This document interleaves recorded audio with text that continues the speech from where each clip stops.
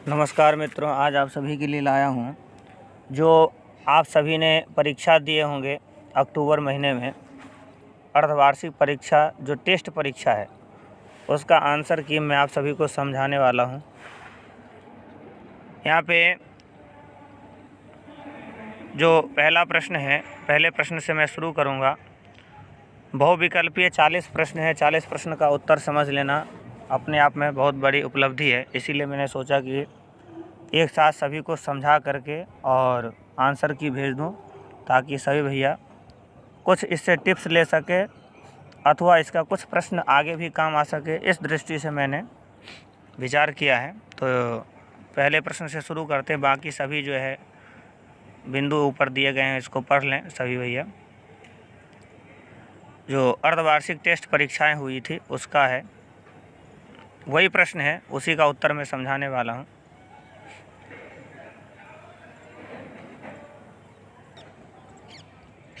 पहला प्रश्न है, स्पर्श व्यंजन वर्णस्य संख्याः कति।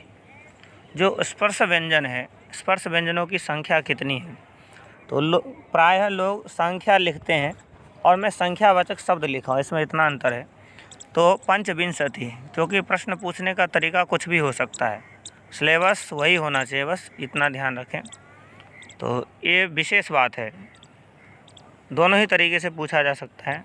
आ ई उ यानी दीर्घ है सभी वर्ण। वर्णः किम अस्ति, यहाँ पे दीर्घ, प्लुत, अन्य और ह्रस्व, 4 ऑप्शन दिए गए। तो दीर्घ है, पहले ही मैंने बता दिया है प्रश्न पूछते ही। इसके बाद जो है, पहले का हो गया सी ऑप्शन, दूसरे का जो विकल्प है वो ए है, तीसरे में है, थोड़ा जूम कर लिया जाए तो बेहतर होगा। जो तीसरा है, तीसरे में लिखा है सर्वे व्यंजनानि कति भवन्ति, सभी व्यंजन कितने होते हैं टोटल। 33 है, 33। उष्म व्यंजनानि कति सन्ति, उष्म व्यंजन कितने हैं? 4 है। 30 संख्यावाचक संख्यायाः संस्कृत शब्दान चिन्हित, 30 संख्या के लिए उसका जो संख्यावाचक संस्कृत में शब्द है कौन सा है? तो 63 है ना, यानी यहाँ पे तीसरे का है ए, चौथे का बी और पाँचवें का सी। छठे का देखिए, एकविंशति शब्दस्य संख्यायाः निर्धारणं कुरुत, वही बात है, संख्यावाचक ही पूछा जा रहा है। तो इसका ऑप्शन ए है, इसका विकल्प जो है वो ए सही होगा। 21 एकविंशति को कहते हैं। पंचविंशति शब्दस्य संख्यायाः निर्धारणं कुरुत, पंचविंशति जो 25 है उसको क्या कहते हैं संस्कृत में? तो पंचविंशति, सी ऑप्शन सही है। हैं, 4 बालकः आपणं गच्छन्ति, 4 बालक बाजार जाते हैं। इत्यत्र 4 शब्दस्य संख्या निर्धारणं कुरुत, देखिए संख्या निर्धारणं कुरुत, तो 4 शब्द संस्कृत में 4 को ही कहते हैं, इसीलिए बी ऑप्शन सही है। 33 व्यंजनानि सन्ति इत्यत्र 33 शब्दस्य संख्या निर्धारणं कुरुत, पहले भी ऊपर भी ये जो संख्या है इसकी चर्चा कर चुके हैं। तो इसका संख्या निर्धारण ए ऑप्शन सही है, 33। अगला है 10वां प्रश्न। 10वें प्रश्न में जो है, बालिकाः पठनार्थं विद्यालयं गच्छन्ति इत्यत्र बालिका शब्दस्य विभक्ति वचनम च निर्धारणं कुरुत, मैंने वाक्य बना करके बालिका शब्द का वचन और विभक्ति निर्धारण करने के लिए कहा है। कई जगह सीधे पूछ दिया जाता है कि ये शब्द है, इसका विभक्ति क्या होगा, लेकिन मैंने थोड़ा सा घुमा करके पूछा था इसमें। तो प्रथमा बहुवचन का शब्द है बालिका, बालिके, बालिकाः, जो शब्द रूप पढ़ते हैं तो लास्ट में जो है बालिका शब्द आता है, इसीलिए बहुवचन पूछा गया है, बालिकाः है ना। तो प्रथमा बहुवचन है, यानी बी ऑप्शन सही है इसका। अस्मत् शब्द रूपस्य, अस्मत् शब्द रूप मैं, हम दोनों, हम सभी के लिए शब्द है उसके लिए कहा गया है।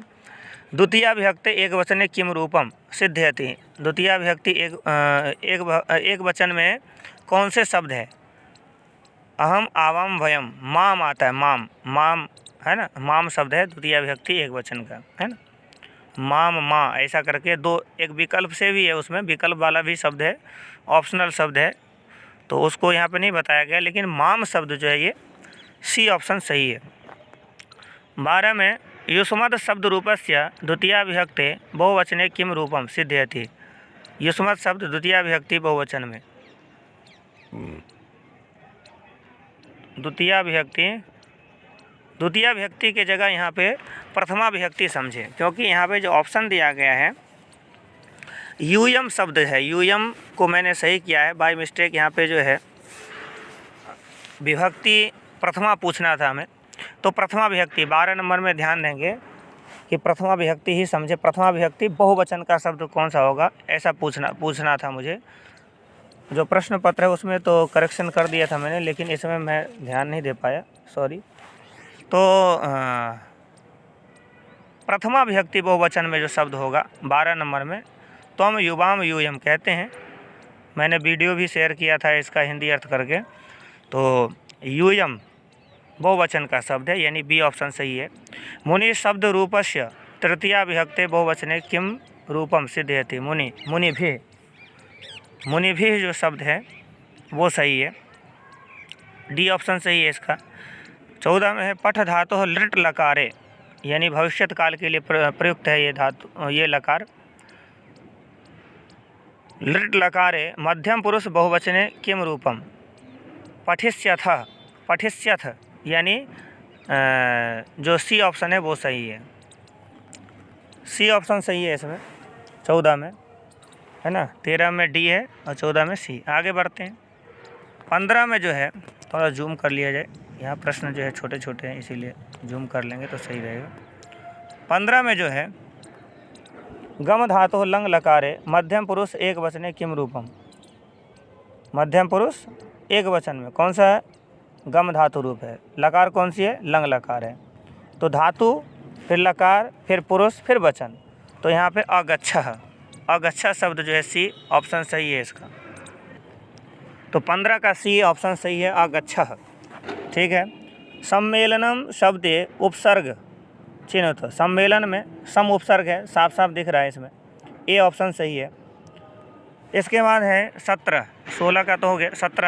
17 में अधिपति शब्द उपसर्ग चिन्ह, अधिपति शब्द में कौन सा उपसर्ग है, साफ साफ दिख रहा है, अधि उपसर्ग है। इसमें शब्द के पूर्व ही उपसर्ग लगे होते हैं, कई बार मैंने बताया है। जो शब्द है उसमें सबसे शुरू में ही देख लो वही उपसर्ग है, और 22 उपसर्ग है, उसकी चर्चा मैंने पढ़ाते समय किया है। समुचित विलोम शब्दम प्रदर्शयत, यहाँ पे विलोम शब्द दिए गए हैं, लेकिन इसमें विलोम में एक ही सही है, यानी सामने जो लिखा हुआ शब्द है, आमने सामने शब्द को मिलान करके देखिए क्या, क्योंकि जो विलोम है वो सही है या नहीं। तो इसमें एक ही विलोम सही है, उच्चे नीचे है, ए ऑप्शन इसका सही है, बाकी सब गलत है ना, बाकी सभी गलत है। आगे बढ़ते हैं, यानी ए ऑप्शन सही है 18 का। आगे बढ़ते हैं। 19 में है मूढ़े रत्न संज्ञा विधीयते अत्र क्रियापदम किम, है ना। तो विधीयते जो है बी ऑप्शन सही है, इसका क्रियापद है, क्रिया पूछ रहा है यहाँ पे, तो क्रियापद जो है बी है, विधीयते। पाषाण खंडेषु कहे रत्न संज्ञा विधीयते, यहाँ पे जो प्रश्न है ये प्रश्न इस प्रकार से होगा, कहे रत्न संज्ञा विधीयते। पाषाण खंडेषु प्रश्न में नहीं है, ये उत्तर है, इसका ए ऑप्शन सही है। और प्रश्न इतना ही है 20 नंबर का, कहे रत्न संज्ञा विधीयते, मिसप्रिंट हो गया यहाँ पे भी। तो वैसे जो प्रश्न है उसमें करेक्शन कर दिया था मैंने। तो 20 का जो ऑप्शन है पाषाण खंडेषु, आपके पास जो प्रश्न पत्र होगा उसमें देखेंगे तो पाषाण खंडेषु ऐसा उसमें नहीं होगा, ठीक है। पाषाण खंडेषु इसका ऑप्शन ए ऑप्शन सही है। पृथिव्याम कति रत्नानि, पृथ्वी पर कितने रत्न हैं, त्रीणि, यानी 3 रत्न की चर्चा है पाठ में। कस्य, अच्छा 21 का सी है, ये ध्यान रखें। कस्य भवने सर्वविधानि सुख साधनानि आसन, श्रीकंठस्य भवने, है ना, श्रीकंठस्य, बी ऑप्शन सही है। इसके बाद 23 में सर्वदा कुत्र सुखम स्वावलंबने, सर्वदा स्वावलंबने सुखम, इस प्रकार से आया पाठ में। 3:30 को 3:30 को संस्कृत में क्या कहेंगे? सार्ध त्रिवादनम, यानी 23 का बी है, 24 का सी है। आगे बढ़ते हैं। कति ऋतवः भवन्ति, ऋतुएँ कितनी हैं, है ना? 6 ऋतवः, 6 ऋतुएँ हैं। कति मासः भवन्ति, हिंदी में कितने महीने होते हैं? 12 महीने होते हैं, वैसे इंग्लिश में भी 12 ही होते हैं। कृष्णमूर्ते कति कर्मकराः सन्ति, कृष्णमूर्ति कितने नौकर चाकर की चर्चा करता है? अपने शरीर अंगों के लिए चर्चा करता है, 8 शरीर अंगों के लिए चर्चा करता है, इसीलिए यहाँ पे अष्टौ शब्द जो है वो इसका विकल्प है, सही है। यानी 26 और 27 का बी ऑप्शन सही है, 25 का भी बी ही था। आगे बढ़ते हैं। इसमें जो स्थूल है, जो डार्क है, जो गहरा कलर में है, वही ऑप्शन सही है, आप ये ध्यान रखें हमेशा। इसके बाद है रमाबाई के न सह विवाहम अकरोत, रमाबाई के जो पति हैं उनका नाम क्या है? विपिन बिहारी दासेन, यानी विपिन बिहारी दास से उन्होंने विवाह करी थी। रमाबाई कुतः संस्कृत शिक्षा प्राप्तवती? स्वमातुः, रमाबाई कहाँ पे संस्कृत शिक्षा प्राप्त की थी? पंडिता रमाबाई अपने माताजी से, है ना? यानी 28 का डी है, 29 का बी है। रमाबाई किमर्थम इंग्लैंड देशम गतवती, रमाबाई इंग्लैंड क्यों गई थी? उच्च शिक्षार्थम, डी ऑप्शन सही है, उच्च शिक्षा के लिए गई थी। रमाबाई महोदयायाः पितुर नाम किम आसीत्, रमाबाई महोदया जो है उनके पिताजी का नाम क्या है? आनंद शास्त्री, है ना? बी ऑप्शन सही है, यानी 31 का बी है। 32 में तपः प्रभावात् के सखायः जाता है ना? तप के प्रभाव से पार्वती जो तपस्या करती हैं उसके प्रभाव से कौन जो है सखा, मित्र बन जाता है? तो हिंसक पशु भी जो है वो सखा बन जाते हैं। ऐसा मैंने बताया था पढ़ाने में, स्कूल में जो पढ़ाता हूँ उस समय मैंने बताया था, हिंसक पशु जो है वो भी उनके मित्र बन गए थे, यानी सी ऑप्शन सही है। 33 है कह शमशाने बसती, शमशान में कौन निवास करते हैं? ये बात तो सभी जानते हैं भाई, आजकल बड़ा गाना फेमस हो रहा है, नमो नमो ही शंकरा भोलेनाथ शंकरा, है ना? भोले बाबा शिवा, है ना? उनका नाम शिव है, इसीलिए यहाँ पे शिवा मैंने ऑप्शन सही किया है, बी ऑप्शन सही है। पश्यति स्म को और दूसरे प्रकार से कैसे प्रयोग कर सकते हैं? तो अपश्यत कह सकते हैं उसको, यानी ए ऑप्शन सही है। यानी जो अर्थ है पश्यति स्म का वही है अर्थ अपश्यत का, है ना? भूतकाल के लिए अगर क्रिया का प्रयोग करना है तो वर्तमान काल की क्रिया में आप स्म लगा दीजिए, तो वो जो है भूतकाल में आप उसको समझ सकते हैं, यानी इसका ऑप्शन सही ए सही है। अगला 35 है, अच्छा 35 का, हाँ 35 है कथयति स्म अकथयत, वही यहाँ पे भी सिस्टम है, कथयति स्म अकथयत, सी ऑप्शन सही है इसका। पार्वती कम पति रूपेण अवांछत लिखा है, अवांछत होगा यहाँ पे, ध्यान दीजिएगा। तो शिवम, यानी पार्वती किसको पति के रूप में चाहती थी? भगवान शिव को चाहती थी।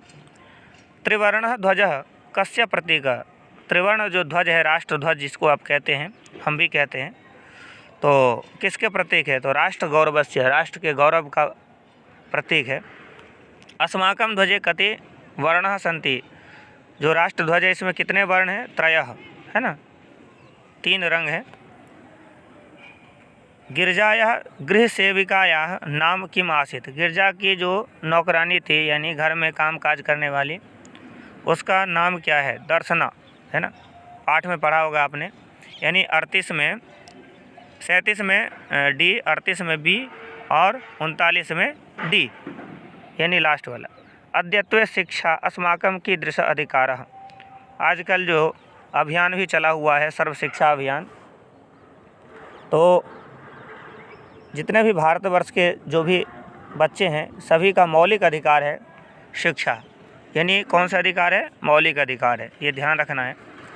तो इस प्रकार से मैंने छात्र हित में ये वीडियो बनाया है, जो आपने परीक्षा दिए हैं पीछे अक्टूबर में, शायद सितंबर के लास्ट में शुरू हुआ था, तो उन्हीं परीक्षाओं में जो पूछे गए प्रश्न हैं उसी को मैंने सॉल्व करके और अपने वॉइस में रिकॉर्ड करके समझाने का प्रयास किया।